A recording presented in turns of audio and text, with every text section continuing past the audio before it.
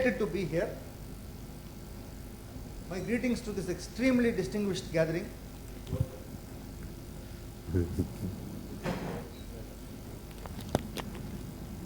We have all gathered here for a very important discussion titled Economic Slowdown, Rethinking Our Finance.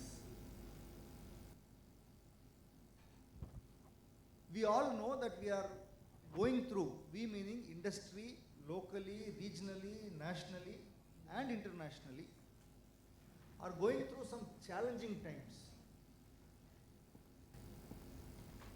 And this is widely acknowledged by the government, by the media and by the industry. So there is no two opinion about it.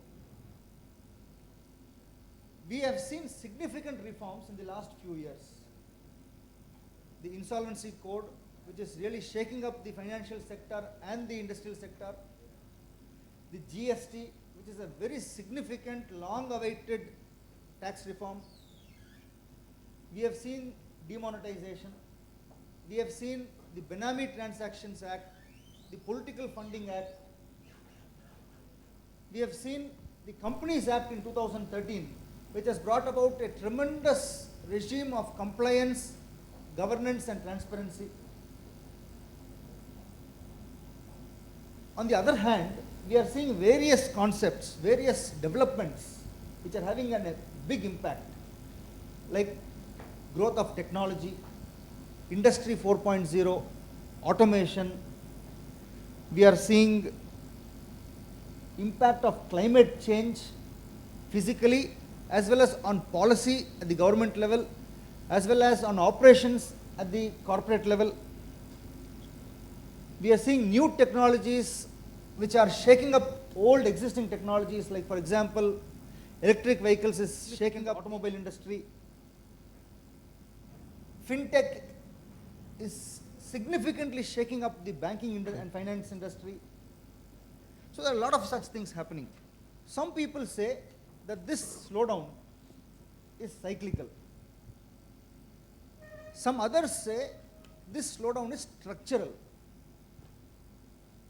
The rest of them say it is a combination of both.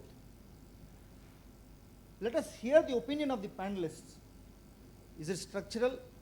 Is it cyclical? How is the economy going to emerge from these factors? I would like to request the panelists, while they make their analysis and suggestions, to focus on MSMEs, because that is the heart, soul and lifeblood of any economy. But I represent a non-banking finance company, which is mainly supporting microfinance entities, the lenders in microfinance space. But we also support non-banking finance companies, which are lenders to small businesses. I believe it is a combination of both structural and cyclical. It's not just cyclical, which means we just can't wait it out. Certain actions are needed from the government or from the industry and from everybody for us to come out of it with least amount of pain. And the impact of that we are seeing for the last 1.5 years now. The cataclysmic event, or the event with which we actually first started noticing it big time, is the IL&FS default, post which the lending in the country, particularly to the small business loans, the small business space, has actually slowed down a lot. Please be very conscious of your short-term cash, working capital, which is actually supposed to take care of your day-to-day requirements, going out to fund declared or undeclared losses, or to fund capital expenditure. These are the sort of times where we would need both the promoters or the businessmen and the lenders to come together and to ensure that the entities pass through this phase without much of a hiccup. And then it's a matter of time before you will see the cyclical upturn, and we will be able to everybody will be able to take advantage of it. Now, there is no doubt about the fact that the state of economy is worrying, and there is no second thought. Piece of advice for all the MSMEs who are operating is to look at the cash flow, which is the most important thing. To look at the being liquid at all the times, and also plan yourself that there may be challenging times ahead, which is much worse than what your current time is. So we need to be adequately prepared for those things. As Partha has rightly said, that this is a time where bankers, customers have to open up and discuss their problems in frankness and see how we can tide up the situation. Government is also pushing the public sector banks, which were not in the lending space for the last 12 to 18 months. They are pushing them hard to do lending, come out of the fear and push the money into the system, because that's the lifeblood. And if the money is not circulating in the system, the challenges going forward will be much more. So there will be bankers, there will be various financial institutions who will come forward and support. I represent an organization called Lahu Udyog Bharati. As to whether we are in a recessionary trend or in a downward trend, I think I would like to say that it is more of a turbulence today. It is a disruption which is happening, no doubt about it, but what we are in a turbulence. And I would like to address the real topic. You know, the first thing that we all should do in such a situation is to minimize your inventory. I think what lies at your end is sometimes, you know, the hard cash which lies at our end. So the basic thing that we all should do at this point in time is to minimize our inventories. And second thing is, you know, let us not get into a situation of over trading. See, all of us would like to have our sales, you know, going ahead, no doubt about it. But I think we should not get into a situation of over trading in this situation. So over trading leads to delayed payments from the customers, or we need to understand what is the realistic business environment at the customer's place and try to address only that rather than trying to, you know, push our sales in this kind of environment. This is one thing which I would like to say. Which is better? It is a fund flow or a cash flow? I think from the word itself, I think it's very clear. The fund flow is more from a balance sheet perspective. And the cash flow is something what you really want. So whenever you go for a new project, you always, you know, try to ask for, you know, loan from the bankers, which is a cash flow. But unless and until you have a fund flow supporting the cash flow, the bankers are not going to give us.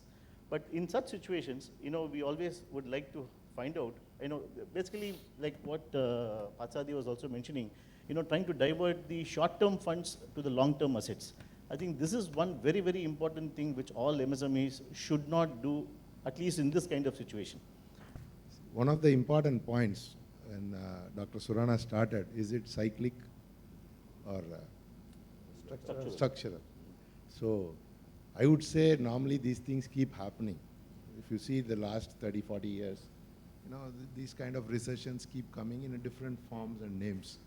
But for the government is to create an ecosystem, and every one of us who has come here from the MSME sector, the survival is in our hands. So rethinking our finance, first we have to look within ourselves. And one of the important points through my journey as an entrepreneur, I learned bottom line is not the most important thing. The most important thing is the positive cash flow. And it is very easy to say that don't divert funds to the long term, but it does happen. In every industry, it happens. So what is the remedy now? That's what we are looking at. One, lesser profitability has created a cash gap. Second, diversion of funds to the long-term assets has created a cash gap. Now, how do we set right? So first thing is we should be open to the bankers. And I request the bankers here also to, and they also openly listen to the problem. It's not like, you know, the first banker said, the disclosed and undisclosed losses. There is no option for a MSME company to declare a loss. So they normally declare a profit. But it is there for the corporates to declare huge losses and still stay afloat. But is that possibility given to an MSME company? That's the first question. So the bankers have to be open and listen to the MSME. If there are losses, help them with long-term funds to bridge that gap. That's one of my important requests. And to the MSME sector also, please go and ask for long-term funds to bridge your gaps on the short term. This will really keep your company afloat, and you have time to restructure and go back to your bottom line. I am from Industries Department, Government of Tamil Nadu. So the entrepreneurs, before starting an industry or existing industry, there are a lot of schemes available. They are not aware and they have started. For example, for investment in 25 lakhs, Government of Tamil Nadu is giving up to 32 lakh subsidy. So no one aware of that.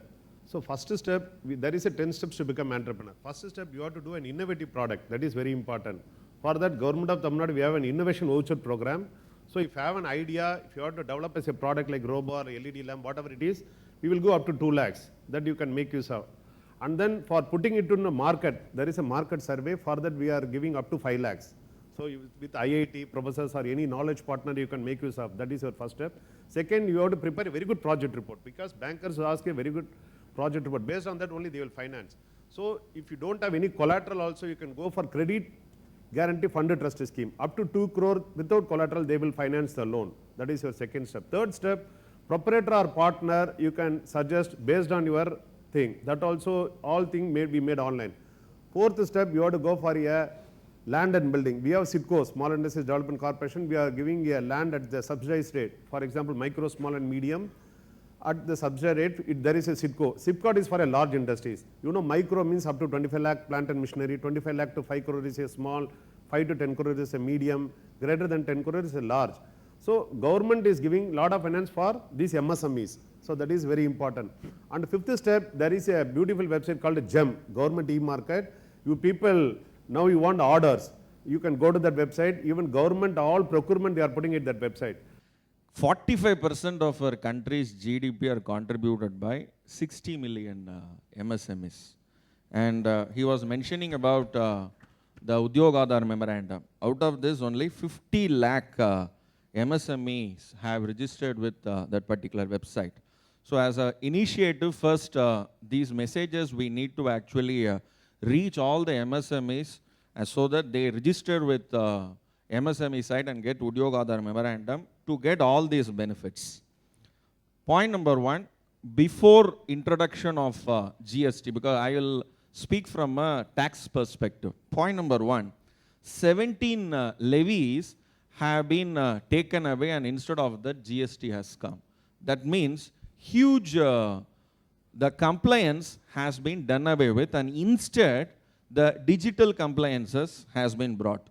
And recently, and almost another maximum within 1 week or another 10 days, you have this Sabka Vishwas legacy dispute resolution scheme, which will come to a close, meaning all those disputes up to the 30th of June 2019 with respect to the old service tax regime, excise, all those they want to actually close, give as much relief. And even those who have not filed their tax returns, I repeat, those who have not filed their service tax returns, but credits are there in their bank account, the government says, whatever is the tax, please pay in this scheme, no interest, no penalty. 100% pay tax and no questions will be asked. And that is the kind of solution and resolution government has brought with respect to the old law. Coming to the present regime, we are only seeing the negative things, because negative news will actually spread so fast. They make one, maybe they are forcing the MSME to adopt the digital technology and also to improve their business efficiency. Actually, people may find it difficult to adopt to it, even small and medium enterprises, but it actually, the other part of that is they enhance transparency. Now the commercial vehicle sales have come down almost by 50%. And this clearly reflects the GDP, that is the economy. If the commercial vehicles growth is less, that means the GDP is going down and the economy is going down. So, to answer to whether it is structural or cyclical, coincidentally it's both. That's what my feeling is. Okay, commercial vehicle industry go through a cyclical downturn, and this time it added the structural portion also, like GST, demonetization and all that. So that's what I feel. So what is that we are doing as a OEM within Ashok Leyland is we calculated the break even. Many of us don't do this. I think so. Okay. Many of us don't do the break even. Where do we break even? See, for 5 years before, we were about 50,000 vehicles break even. Today, we are about 90,000 vehicles as break even. So this information was shocker to everyone. So I suggest, even in MSMEs, you should know the break even, where you break even. Okay, that is what we did. And this break even is calculated and communicated to every employee twice a month. And that means what? We are sensitizing people. We are sensitizing everyone in the organization about the need for saving even a pie. And one more important thing is you have a daily P&L. And that is the system that we introduced. And that is automatically, okay, though it is not known or shown to every one of the employee, but it is shown.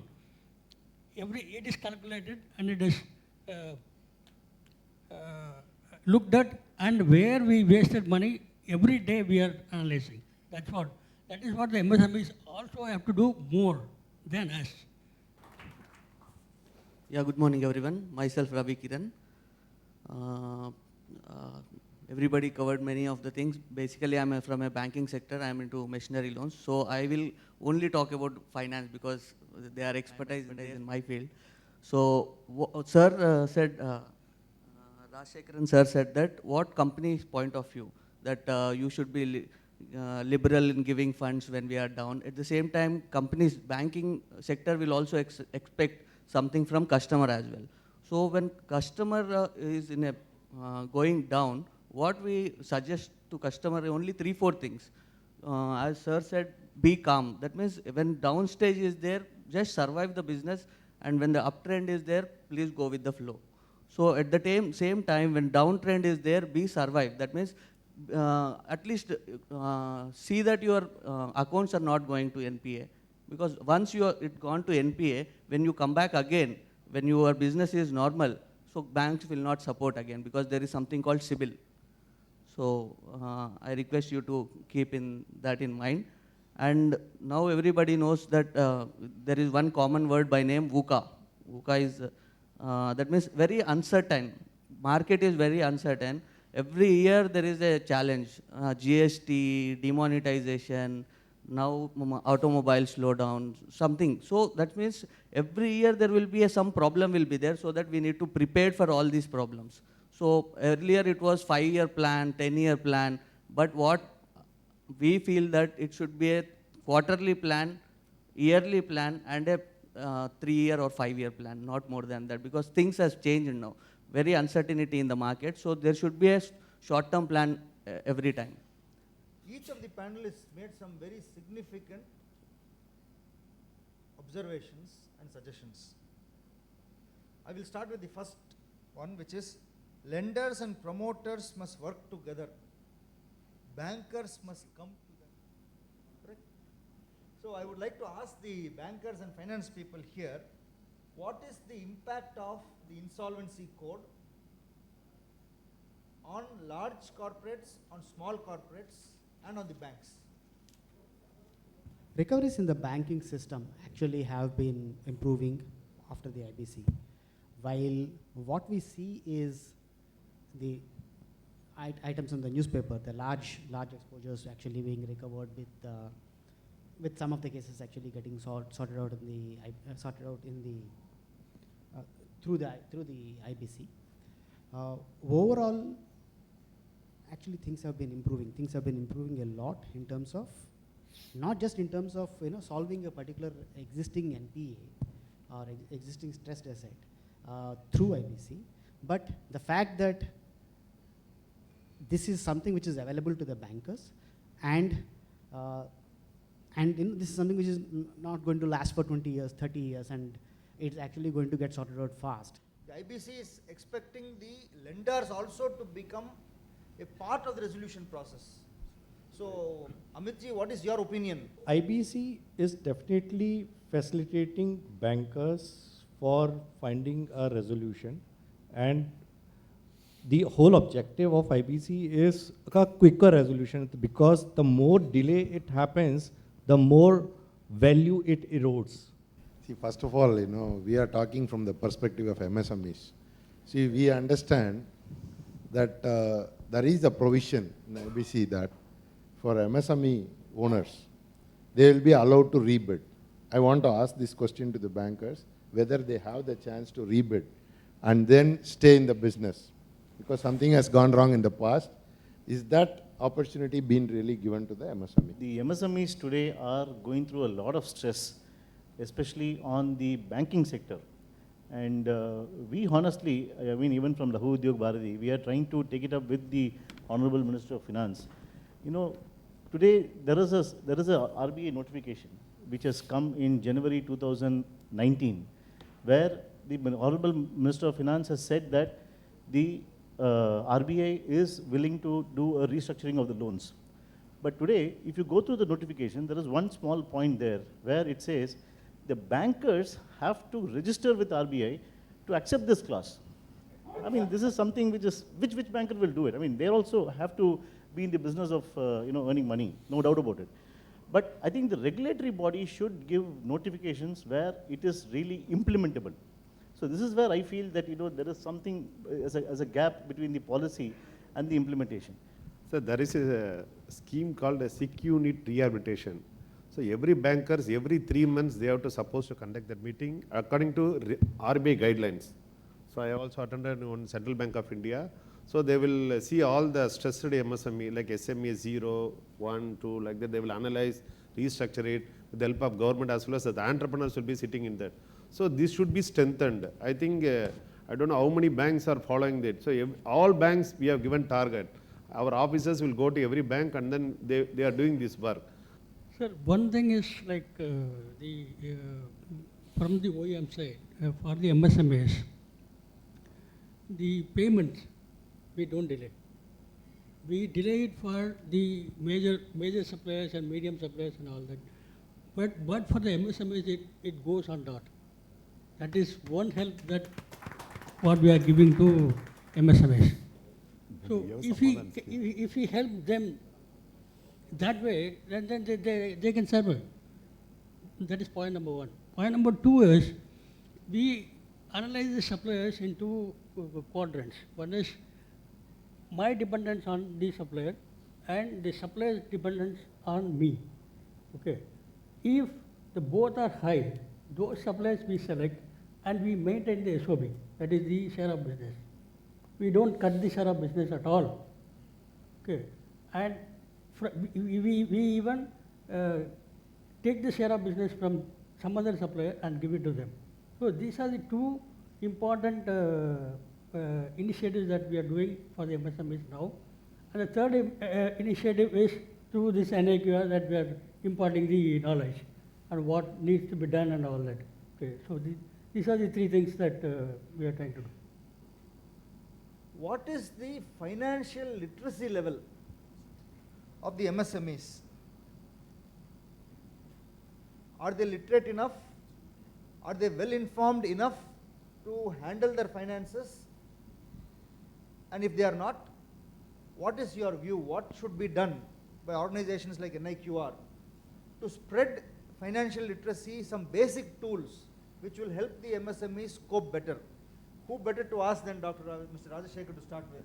Then I will go to Mr. Hariharan. See, even though the objective of NIQR is to promote quality, that was our main objective, but we thought we were always supported by MSME companies in when you ask is TQM for business or business for TQM? Okay. Or in the sense like TQM, when I mean the quality, okay. The quality is for business. Only when the business exists, there is a need for quality. Okay, so that is why that now we are focusing on sustaining and survival of the businesses. Okay, that is one thing. Second point which I want to make is this is a series of program that the NIQR is giving back to MSMEs. From there we got so much. The next step would be a real workshop. Like Dr. Surana asked, how many of the MSMEs are knowledgeable on finances? Okay, so we are going to have a real workshop with one good financial expert to how to analyze their finance and how to save money and how to really create a P&L. So that is the next step. This is the first panel discussion we had. This is the second one. The third step is going to be the workshop. So just to let you know, there are a lot of funds who are working and are ready to put money in stress accounts. There are stress funds who are focusing on taking up the refinancing activities where they feel the business model is viable, where they feel that the business model is scalable. They are ready to do that. All what is required is the facilitation between those kind of funds and some of these MSMEs, because they are scattered all over the country. This MSME Samadhan, what Dr. Bhaskaran was mentioning, we have a site called samadhan.msme.gov.in where 31,749 applications are filed by MSME. And so far 8,376 crores money were recovered by MSME. And 2,708 applications, when they have been filed, people have withdrawn that application by mutual settlement and an amount involved were 331 crores. Meaning, when I gave the list of the number of MSMEs, it is 60 million MSMEs and 48 lakh MSMEs have only got their Udyog Aadhar memorandum, but only 31,000 applications only they have gone to this. So, there is a need for financial literacy. Micro, small and medium enterprises from Tamil Nadu government, from Government of India, they have been conducting innumerable programs. NIQR, through these initiatives, they are conducting programs. And I'll request the national executive members to even bring out with certificate course on MSMEs, and NIQR will be the right platform to do that. It is from Institute of Directors. We have the secretary here, Mr. Srinivasan is there, and they are also conducting a one-day conference on MSME. Things have been happening. We need to, especially topics like funding for MSME, accounting knowledge, books and records knowledge, tax compliances, the various government schemes. Not only that, what is the probable solution for the respect to MSME? We need to have a workshop type, practical type. We need to have some clinic type where people can come forward one-to-one, they can ask and get it clarified. All this we need to do. Catering to the masses, large-scale companies, it's easy, people come forward. MSMEs, they are very docile, they are very reserved. We need to reach out to them. And most important, we need to conduct these programs not in English, but in the local language. Thank you. Thank you, Gopal. 1 minute. The panel has given us a flavor of finance, financial literacy, planning, challenges and all that. I believe the audience would have got a fairly good understanding of what questions and solutions this panel is capable of dealing with. NIQR is an institution for promoting quality. But in today's, as you called it, turbulent times, our object is now to ensure the survival of our quality members. So therefore, we are now talking about finance and things like that. Hello, good morning, sir. I'm Ganesh from MRP Auto. I just have a question to the panel. rather than bank funding and other things, if MSMEs, because the cash required these days to grow to a bigger stages, we need more cash. So participating, if we are ready to sell our stake, say 25% stake or something, is there anyone, investors, how can MSME can get those kinds of investors who could come out and invest if we are able to go ahead with the stakes? Because banks restructuring or anything is just going to reduce our interest, because anyway the amount of EMI we are going to pay or something is going to remain the same. So if you are able to sell the stakes or something, if there will be any investors, how that opportunity can come? That's my question. Sir, I hope the bankers got the question from the person. See, the idea is many of the MSMEs, they have 100% stake in their company. Today, the interest cost is one which makes them, less operationable, or their bottom lines are not matching. It's more than the profitable. Yeah, sometimes it's more than the profit allowed for the business. So they wish to know from you, in fact, you will be the right people. Is there any felicitation from the bankers to take?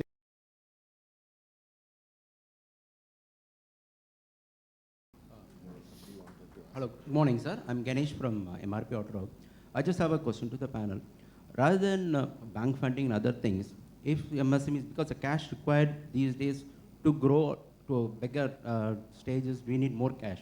So participating, if we are ready to sell our stake, say 25% stake or something, is there anyone, investors, how can MSME can get those kinds of investors who could come out and invest? Sir, I hope the bankers got the question from the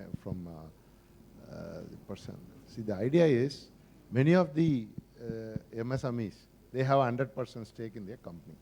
Today, the interest cost is one which makes them, less operationable, or their bottom lines are not matching. It's more than the profitable. Yeah, sometimes it's more than the profit allowed for the business. So they wish to know from you, in fact, you will be the right people. Is there any felicitation from the bankers? The people who are in the equity space, what we are talking about is equity coming into the company and not just the debt. The people who are in the equity space are mostly private equity players. Now, the way the private equity players operate is very different from the banks. They understand the businesses better. They would want to understand a lot more in a lot more detail about the business and put in the money. The way it works is that sort of diligence and that sort of analysis is viable a lot more for a slightly larger amount of equity investment. But having said that, there are equity players who are willing to look at seed funding, Series A funding, people normally call as. There is seed funding available for viable business models. For his question, the other answer would be there is an MSME platform in NSE. We can definitely go and list ourselves as MSMEs. The two issues you have to see. Your current company will be valued at a certain ratio of your EBITDA. Suppose if your EBITDA is 1 crore currently, the company will be valued for automotive maybe 9 to 12, depending upon the size, and how much 27% of your equity has to be minimum given to the public. That is the platform which allows you to go public and use it. This is a very easy way to liquidate your shares and keep your company afloat. But the cost is roughly works out to 70 lakhs to 1 crore. This I want to give you, the straight answer. Okay. So if you have that 70 lakhs to 1 crore, and then if your EBITDA is something which will bring you enough funds, this is the right platform. So after starting an industry also, for that you have started 6 months or before 1 year, you can apply, you can get subsidy for plant and machinery alone. Before that, land, building and machinery we will give up to 25% plus 3% interest subsidy. After starting also up to 60 lakhs we are giving. So that thing, if you have any idea, you can discuss with your bankers and then you can sort it out. Okay? Sir, I am Bal Subramaniam, Secretary, SIPCOT, Irungattakotte Association. Why 45 days credit still you are keeping? When we are already in ICU, we want the life. Why not these payment terms can be brought down to 15 days? That OEMs can do that to save the MSME from dying. That is the immediate cash flow they will get, and they will manage the present crisis. OEMs also taking shelter under economic slowdown. That's why they are not releasing payment. Sir, from the OEM point of view, what I would say, okay, he is saying that we are taking shelter under the economic slowdown. Okay, it is not so. Okay, it's not. We are not taking shelter. Actually, we are also facing problems. Okay, and that is why we are ensuring at least the MSMEs are paid in 45 days. Karnakaran from Integral Component. The bankers take the point of more or less like from the MSME companies, go in for an automatic bill discounting, at least with the major tier ones and the OEMs. So all these factors, what we are talking about, can be solved with one solution. If the bankers can provide a bill discounting facilities where they take up these things, then the MSMEs will get more immediate funding, plus it will also reduce all the other things what we are talking about. I would like to get a feasibility answer from the bankers. I understand what he's asking. Can we not restructure this CC limit into a term loan and give a bill discounting facility from there so that the MSME company becomes better? Banks would be more than happy to actually do bill discounting. And even outside the banking system, nowadays we actually see quite a few fintechs in this space. I mean, I can talk about at least a couple of them, Credex and Credible, who are platforms for the MSMEs to come and do their bill discounting of their larger customers. Is there enough profitability for the rainy days? Are the OEM companies are providing you with that money? Is there money to even pay minimum wages? Good morning. I'm Shekhar coming from Auto Component Manufacturers Association. The inventory is the killing problem for all the MSMEs. And whereas OE is so comfortable, this was even yesterday also we have been discussing with one of our OE. He said that I want to keep a warehouse very close to my plant. I see that all your material should be here. Instantly, whenever I want, it should be supplied. For this warehouse, he has to manufacture the component at least 15 days back, for which he has to buy the raw material in 1 month advance. For the 45 to 60 days payment, when he will be manufacturing for the materials for buying and process lead time will be take 30 to 30 days, at least minimum. So the money what he is getting it back is after 90 days.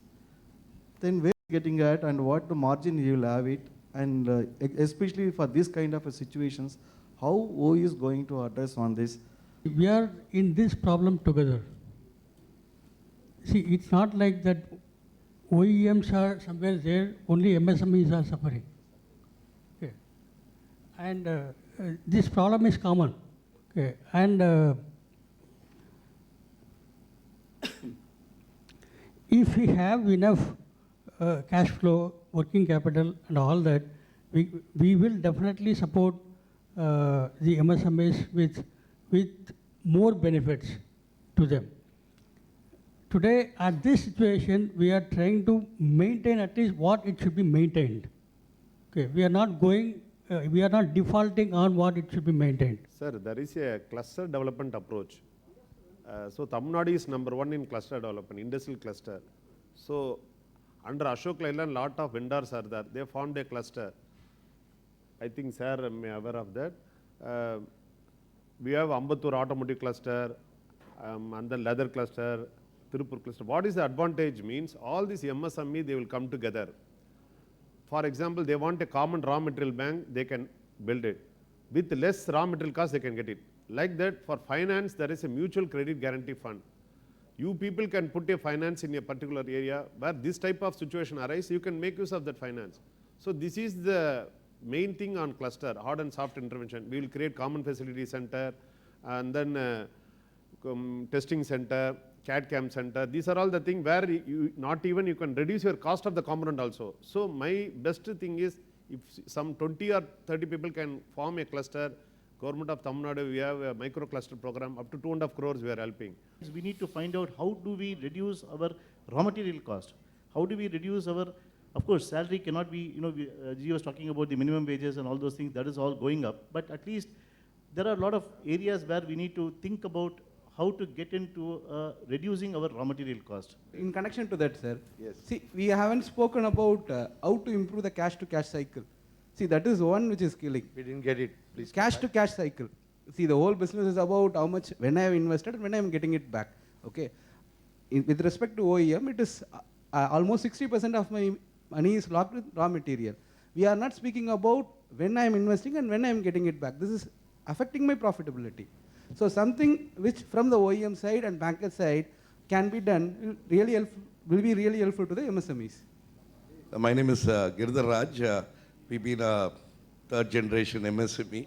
So we've tried hard to implement TQM and trying to make an unorganized MSME into the organized world. So what my good friend asked, I think is a problem which all of us have there. Whether it's cash to cash or fund to cash or the daily P&L, most of us discussed a lot of important points. But typically what in the recent pressures we've tried to implement, and a lot of light we can see on what is happening in this sort of economic slowdown, is our cost per product. That is, we have an employee cost, we have a raw material cost, we have an overhead cost, we have a funding cost. Okay? Now when you put all your cost breakup and look at it per product or per day, I'm sure the answer comes there. Should I sell on credit or not? Can I afford to hold inventory or not?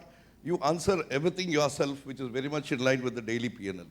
So if every MSME can do the small homework of putting all their costs in a small Excel and looking at it every day, I think all the answers of the slowdown, we can answer it ourselves.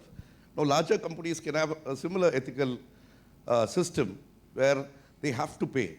And now they have to pay a little more earlier than before. Great August panel here can put some more light on the true implementation of the existing policies first. My thought process in this whole thing is, why can't there be a system either through the banker or through this, where all our invoices are uploaded on the GST portal, and then any invoice which goes beyond 45 days, any invoice, irrespective of the customer, then it automatically triggers the OEMs, and they have to make this payment along with the interest. So the interest can go to the banker and the money can come to us. Actually, that's the intention of the government. What you said is the intention. That is the idea of GST also. It can't be, our is a 1.3 billion country, and the size of MSMEs is almost 60 million. And regulated MSMEs, they don't want to be regulated. Let us be very clear. They want to be slowly regulated. We have come in a regime where the government has taken a very drastic step in regulating the entire country through, number one, restricting the cash transaction, bringing transparency in business transaction. Transparency in business transaction is one thing, like very rightly pointed out by the gentleman. Ethical way of doing business, this has to be, it can't be taught, it has to come. And that is why in the GST law itself, you have a concept called GST compliance rating. And good or bad, it has not been implemented. So because there is a requirement from the government side also. This question is more specific to the bankers and the NBFC panel here. We have seen a lot of disruption in the IBC code for corporate sectors, and most of the MSMEs are not on the corporate sector, I mean majority in terms of. And we are going to have the insolvency laws for the personal insolvency getting kick-started anytime now. So what is the likely impact on MSME once the personal insolvency laws come in, and how is the banks and NBFC prepared for it? Thank you. You would see the IBC coming down to a level of MSME individuals as well. That will work both ways. It will facilitate the individuals or MSME companies also to find a faster resolution. Will you be able to give us this 1 minute short clippings to us, and we can circulate this to in our Laghu Udyog Bharati, and which can reach our MSME people, basically to give confidence. A big round of applause because the financial literacy has started, and let me join hands with you in the way you want to make it. I'll be very happy to do it. Thank you very much in taking these steps. And maybe the next debate should happen on these lines. How to improve the profitability of the MSME, viability of the MSME. I think with this we will conclude. It was a wonderful 2 hours. Both sides have benefited. That is what I could see. And there was an emotional touch by Mr. Manikandan in the last minute. I had seen for the last so many years how OEMs are supporting the MSMEs as far as the quality is concerned. OEMs have gone out of the way to go to the MSMEs, that is their vendors' premises, sit there, educate them, and handhold them, and bring up their quality levels. Of course, they want better products, so they are doing. That is what a majority of you will be thinking. But they are doing. Probably the time has come where they have to go and handhold and ensure that they are financially viable also. Next point I want to touch upon all of you is the panelists have put an idea last time about financial panel discussion for the MSMEs. Now they have moved on another idea about a workshop for educating the MSMEs on all the GST aspects, funds aspects, schemes aspects, all those things. So I would like to get ideas from both sides so that we can make it happen somewhere in February.